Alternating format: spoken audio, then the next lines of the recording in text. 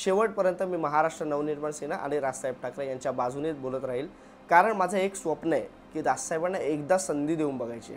मग राजसाहेब कसंही खेळू दे, मग राजसाहेब BJP बरोबर जाऊ दे, मग राजसाहेब एकनाथ शिंदे बरोबर जाऊ दे, मग राजसाहेब कुठल्याही पक्षात राजसाहेबांनी जाऊ दे, मला एकदा फक्त राजसाहेबांना संधी द्यायची आहे। आणि मला असं वाटतं जे माझ्या मताचे असतील ना, की ज्यांनी असं ठरवलं की राजसाहेबांना एकदा संधी द्यायची आहे, कृपया तुम्ही माझ्या चॅनलवर राहा। बाकी माझ्या चॅनलवर कोणी नसेल मला काही फरक पडत नाही, आणि त्यात मला व्ह्यूजचे पैसे किती मिळतात किंवा काय ह्या सगळ्या गोष्टी मी गृहीतच धरत नाही। मी तुम्हाला खरं सांगतो, आज माझं घर चालवण्यासाठी काही असे बरेच महाराष्ट्र सैनिक आहेत जे मला पैसे पाठवत असतात। तुम्ही असाच माझ्या मागे पाठिंबा द्या। मी 100% सांगतो, मी कधी मला कुठलीही ऑफर येऊ दे, मी कुठेही जाणार नाही तुम्हाला सोडून, हे मी तुम्हाला आज वचन देतो। जय महाराष्ट्र मित्रांनो, मी कुणाल शिंदे, मराठी बोलूमध्ये तुम्हा सर्वांचं मनापासून स्वागत आहे। आपले 50,000 सबस्क्रायबर होत आहेत, लवकरात लवकर। तुम्ही नवीन असाल तर चॅनलला सबस्क्राईब करून घ्या। बरं, आता सबस्क्राईब तर आपण करताय, व्हिडिओज आपण पाहताय, पण राजसाहेबांनी काल सांगितलं आहे की आता कोणी काही बोलायचं नाही, शांत बसायचं, आपली सोशल मीडियावर भूमिका मांडायची नाही, कोणीही कसंही बोलायचं नाही आहे। आणि जे प्रवक्ता आहेत, जे अधिकृत प्रवक्ता आहेत, त्यांनी पण त्यांना बोलायचं आहे ते आधी माझी परवानगी घ्या आणि मग बोला। आता ह्या राजसाहेबांच्या भूमिकेनंतर बरेच जण संभ्रमात आहेत, बरेच जण वेगवेगळे अर्थ काढतायत, तर्क लावतायत, आणि त्यात मला देखील कालपासून बरेच फोन आले।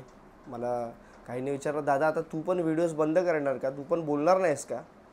मी म्हटलं मी का नको बोलू, म्हणजे मुळात राजसाहेबांनी त्यात उल्लेख असा केला आहे की पदाधिकाऱ्यांनी आता सोशल मीडियावर बोलायचं नाही, आणि त्यामुळे पदाधिकारी मी या मनसेचं नाहीच आहे, पण तरी देखील मी मनसेची सातत्याने बाजू मांडत असतो। मी ही जी बाजू मांडतो ना मित्रांनो, ही काय मी पक्षाच्या अधिकृतरित्या बाजू मांडत नाही, पण तरी पण तुमच्यासारख्या सामान्य महाराष्ट्र सैनिक मनसैनिकांचा आशीर्वाद, पाठिंबा माझ्या मागे आहे, तुमचं प्रेम आहे, त्याच्यामुळे मी बोलतो। पण मी काय सांगत असतो, ज्या गोष्टी आहेत, ज्या काही IT सेलमधून काही पक्षांच्या ज्या भडकवल्या जातात, महाराष्ट्र सैनिकांच्या डोक्यात खूळ घातलं जातं, आणि मग त्याच्यावर भरकटून महाराष्ट्र सैनिक चिंतेत असतात। मग त्यांचा जो संभ्रम असतो ना, ते संभ्रमामध्ये गेलेले असतात, तो संभ्रम दूर करण्याचा मी कुठेतरी प्रयत्न करत असतो। मी पक्षाची अधिकृत भूमिका जी काय आहे ते वगैरे नेत्यांसारखं किंवा प्रवक्त्यांसारखं मांडत नसतो।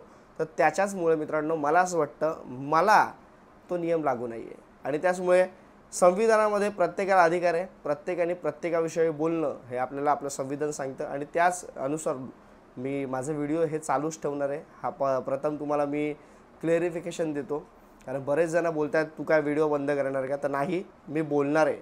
फक्त एक आहे, राजसाहेबांच्या पक्षाचा झेंडा कुठलाही मी व्हिडिओमध्ये लावणार नाही, ठेवणार नाही। मी जी भूमिका मांडणार आहे, महाराष्ट्र सैनिक म्हणून बोलत राहणार, आणि पक्षाची भूमिका मी नाही सांगणार, किंवा पक्षाने काय केलं पाहिजे, किंवा पक्ष आता असं करणार हे नाही सांगणार।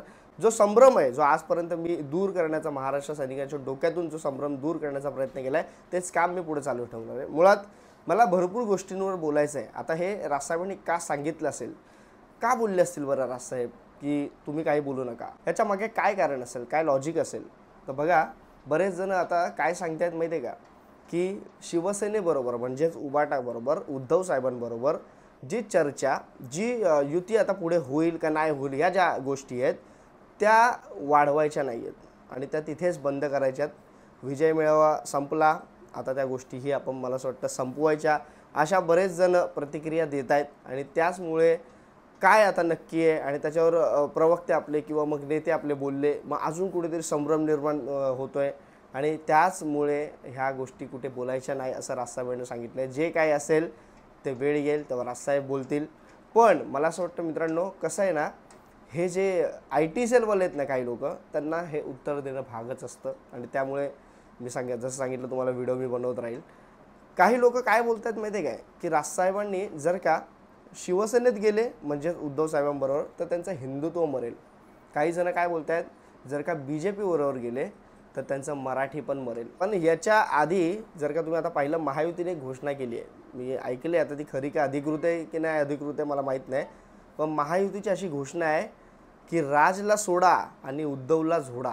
ही जी घोषणा आहे ना महायुतीची, मला असं वाटतं त्याच्यामागे लॉजिक काय आहे, त्याच्यामागे काय कारण असावं की ही जी घोषणा दिली आहे, म्हणजे अजूनही महायुतीतले जे काही लोक आहेत ते अशा संभ्रमात आहेत की राजसाहेब महायुतीमध्ये आमच्याबरोबर येतील, म्हणजेच राजसाहेब BJP आणि एकनाथ शिंदे यांच्याबरोबर येणारी महानगरपालिकेची निवडणूक ही लढवतील अशी त्यांना आशा आहे महायुतीतल्या लोकांना. आणि त्याच्याचमुळे हे आदेश की राज ठाकरेंना सोडा आणि उद्धव साहेबांना जोडा असे जे आदेश आहेत ते अधिकृत आहेत का माहीत नाही, कारण मी एक न्यूज पाहिली. आता मित्रांनो, मला तुम्हाला ना काही गोष्ट सांगायची आहे. आता मी मनसेचा म्हणून बोलतो तुमच्याशी, ठीक आहे. तर आता मी जर का तुम्हाला सरळ भाषेत जसं मी तुम्हाला सांगतो की मराठी भाषा असं त्याच्यामुळे मनसे आणि मराठी भाषा याचं प्रेम, त्यामुळे तुम्ही मनसेला मतदान करा, किंवा अशा वेगळ्या गोष्टी सांगतो, महाराष्ट्रात मराठी टिकले पाहिजे ते मनसेने केलं, अशा गोष्टी मी सरळ जे दिसतात ते सांगतो. पण भाजपच्या IT सेलवाले आहेत ना, त्या गोष्टी कशा फिरवून सांगतात तुम्ही लक्षात घ्या. ह्या गोष्टी आहेत ना, हे मला असं वाटतं हे साधं एका माणसाचं काम नाही आहे. ह्याच्या मागे भरपूर लोक आहेत आणि मला भरपूर कधी कधी फोन येतात आणि ते सांगतात, भाजपचे असतात ते, पण सांगत नाही आम्ही भाजपचे, आम्ही सामान्य माणसं आहोत आणि मी सामान्य आहे आणि मला असं वाटतं तुमच्याकडे ते टॅलेंट आहे बोलण्याचं आणि तुम्ही खूप छान बोलता, पण तुमचं मला असं वाटतं टॅलेंट जे एका वेगळ्या पक्षामध्ये खराब होतं आहे ते वाहून जात आहे आणि तुम्ही मला असं वाटतं की हिंदुत्वाची प्रखर भूमिका मांडली पाहिजे आणि तुम्ही जास्तीत जास्त लोकांपर्यंत पोहोचण्यासाठी म्हणून हिंदुत्वाची भूमिका मांडा. मराठी म्हणून आपण एकच आहोत, पण मला असं वाटतं की तुम्ही हिंदुत्वाचा तुमचा आवाज आहे. मला असं चढवतात झाडावर काही लोक भरपूर असे आहेत आणि मग मी त्यांना मग प्रत्युत्तर काय देत नाही, भीक घालत नाही, कारण मला माहिती आहे हे भाजपवालेच आहेत. मी त्यांना मध्ये बोलतो पण तुम्ही भाजपचे आहेत का, नाही मी कुठल्या पक्षाचा असं सांगतात. पण मग मध्ये आता काहीतरी मी एक BJPच्या विरोधात एक स्टेटस ठेवला, त्याच्यानंतर मग त्यांनी मला रिप्लाय दिला, मग त्या सगळ्या गोष्टी मग मला कळल्या. मग मी त्याला बोललो तू अंधभक्त आहेस म्हणून, मी तो स्क्रीनशॉट पण जमला तर टाकतो. ते असे लोक आत्ता मला पण माझ्या पण संपर्कात येत आहेत, भाजपचे लोक जे बरेच आहेत असे अंधभक्त, किंवा मग IT सेलवाले पण असतील जे आता मला संपर्क करण्याचा प्रयत्न करत आहेत. आणि त्याच्यामागे काय उद्देश आहे काय नाही मला माहीत नाही, पण मला आत्ता असं वाटतं जसं जसं माझे चॅनल्स लोक बोलतात ना उचलून धरत आहेत, महाराष्ट्र सैनिक उचलत आहेत, तिथे कुठेतरी आता मला सावध राहण्याची भूमिका पण घ्यावी लागेल. आणि त्याचमुळे आता काय करायचं हा प्रश्न देखील माझ्या मनात देखील आहे. पण मला असं वाटतं मित्रांनो, तुमचा आशीर्वाद तुमचं प्रेम माझ्यासोबत आहे. मी कुठेही जाणार नाही तुम्हाला सोडून. मी तुम्हाला आज या व्हिडिओ सांगतो, शेवटपर्यंत मी महाराष्ट्र नवनिर्माण सेना आणि राजसाहेब ठाकरे यांच्या बाजूनेच बोलत राहील, कारण माझं एक स्वप्न आहे की राजसाहेबांना एकदा संधी देऊन बघायची. मग राजसाहेब कसंही खेळू दे, मग राजसाहेब BJP बरोबर जाऊ दे, मग राजसाहेब एकनाथ शिंदे बरोबर जाऊ दे, मग राजसाहेब कुठल्याही पक्षात राजसाहेबांनी जाऊ दे, मला एकदा फक्त राजसाहेबांना संधी द्यायची आहे. आणि मला असं वाटतं जे माझ्या मताचे असतील ना, की ज्यांनी असं ठरवलं की राजसाहेबांना एकदा संधी द्यायची आहे, कृपया तुम्ही माझ्या चॅनलवर राहा. बाकी माझ्या चॅनलवर कोणी नसेल मला काही फरक पडत नाही आणि त्यात मला व्ह्यूजचे पैसे किती मिळतात किंवा काय ह्या सगळ्या गोष्टी मी गृहीतच धरत नाही. मी तुम्हाला खरं सांगतो, आज माझं घर चालवण्यासाठी काही असे बरेच महाराष्ट्र सैनिक आहेत जे मला पैसे पाठवत असतात, महिन्याला पैसे पाठवतात की दादा 100 घे, दादा 200, मला तुझा GPay नंबर दे. मी दर महिना न चुकता महिन्याला मला GPay करत असतात की दादा तू जर का हे करतोयस फुल टाईम यूट्यूब करतोयस, तुला जर का करायचं असतं मग तू फक्त मनसेच्याच बाजूने तर बाकीच्या इतर पक्षाच्या बाजूने बोलला असतास, इतर हिंदीत बोलला असतास, पण तू आमच्या बाजूने बोलतो म्हणून मला बरेच जण मदत करतात. मी खरंच आज या व्हिडिओद्वारे त्यांचा आभार मानतो की तुमच्यामुळे आज मी खरं बोलतात ना की आज मी कामावर नाही आहे. मी माझा XYZ जॉब सोडला आहे, कारण माझी इंडस्ट्री आणि त्यात सगळ्या गोष्टी तो वेगळा विषय आहे. जे एडिटची माझी इंडस्ट्री आहे त्याच्यामध्ये पण भरपूर राजकारण चालू आहे, त्याच्यामध्ये पण एक काम नाही, ते सगळ्या गोष्टी त्याच्या मागे राज्यकर्ते आणि हे लोकप्रतिनिधी सगळ्या गोष्टी जबाबदार आहे. एक बोलतात ना एखादी इंडस्ट्री संपते ना तशी ही फिल्म एडिटिंगची व्हिडिओ एडिटिंगची ही इंडस्ट्री संपायला आली, जशी फिल्म इंडस्ट्री संपायला आली आहे तसंच माझं काम असतं, कधी नसतं. तर त्यामुळे बाकीचं दुसरं काम मला त्याच्यात इच्छा होत नाही, म्हणून मी हे आज यूट्यूबवर महाराष्ट्र नवनिर्माण सेना असेल, मनसे असेल, राजसाहेब असेल यांच्याविषयी बोलतो आणि मला त्याचाच आनंद मिळतो. आणि मी असं नाही की एक व्हिडिओ बनवला झालं संपलं, त्याच्या मागे माझा अभ्यास असतो. मी त्याच्यावर दिवस रात्र सकाळी उठल्याच्या नंतर हातात मोबाईल घेतो आणि बघत असतो काय बातमी. माझी बायको मला ओरडते, अरे काय करतोयस, तुला सकाळी उठल्या हातात मोबाईल पाहिजे, रात्री झोपेपर्यंत. आता तर लाईव्हचं सुरू केलं आहे मी, तुम्ही मला चांगलं माझ्याशी जोडता, प्रतिसाद देता, त्यामुळे मी लाईव्ह पण केलेलं आहे, आता लाईव्ह करतो आहे. आणि त्याच्यातच रात्री माझा 12 वाजता मला झोपण्याचा वेळ कधी जातो तुम्हाला पण माहीत आहे, काय जे लाईव्हमध्ये रात्रीचे जोडतात माझ्याबरोबर.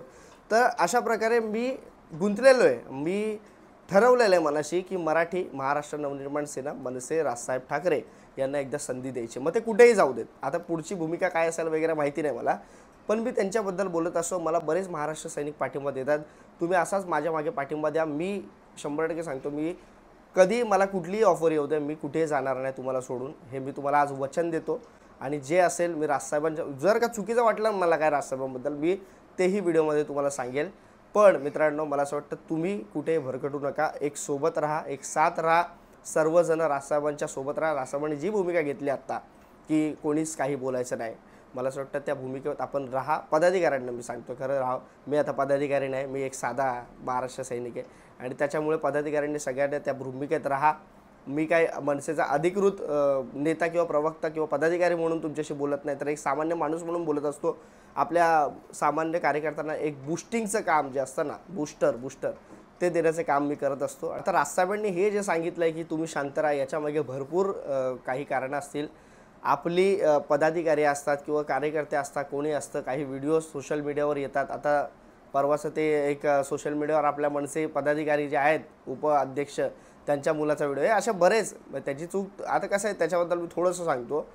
एक माणसाचं वैयक्तिक आयुष्य असतं, एक असतं पॉलिटिकल आयुष्य. तर मला असं वाटतं कुठलाही पक्ष असू दे, कुठलाही नेता असू दे, त्याचं पॉलिटिकल आयुष्य आणि वैयक्तिक आयुष्य जे असतं ते वेगळं असतं. आणि मला असं वाटतं ते एकमेकात आपण मिक्स न करता त्याला राजकीय दृष्टीनं पाहिलं पाहिजे. त्याची चूक झाली ती वैयक्तिक होती. आता मध्ये वैष्णव हगवणे यांचं प्रकरण जेव्हा झालं तेव्हा आम्ही आपलं अजित पवार साहेब त्यांच्या लग्नाला गेलो होतो. मी कधीच तेव्हा पण बोललो नाही की आम्ही अजित पवार चुकीचे आहेत म्हणून.